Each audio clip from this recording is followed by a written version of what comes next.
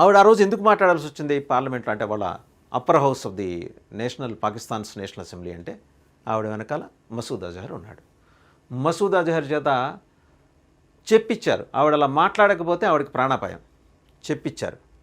ఇప్పుడు ఆవిడనే ఒక బాణంలాగా వదలాలని చెప్పేసి అసీం మునీర్తో పాటు అసీం మాలిక్ కూడా అంతకుముందు, ఇప్పుడంటే వాళ్ళ మధ్య విభేదాలు వచ్చినాయి కానీ అసీం మునీర్తో పాటు అసీం మాలిక్ వాళ్ళ నేషనల్ సెక్యూరిటీ అడ్వైజర్, ప్రస్తుతం ఆయనకి ఇంకో పోస్ట్ కూడా ఉంది, ISI director general, ISI inter services intelligence.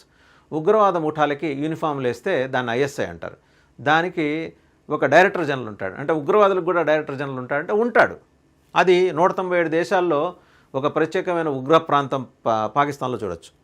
అతను అసీం మాలిక్, అసీం మునీర్, మసూద్ అజహర్ వీళ్ళందరూ కలిసి ఈమె మీద ఒత్తిడి తీసుకొచ్చి ఆ మాట అనిపించారు. ఇదంతా ఎలా తేలిందంటే మొస్సాద్ ఒక సీక్రెట్ ఆపరేషన్ కండక్ట్ చేసింది. అసలు as to who prompted her to talk like that. She was never like that. ఇంతకుముందు ఆమె అలా లేదు, అలా మాట్లాడలేదు. ఇవాళ ఎందుకు మాట్లాడింది, ఎందుకు మాట్లాడాల్సి వచ్చింది, అంత అగ్రెసివ్గా ఎందుకు మాట్లాడాల్సి వచ్చింది?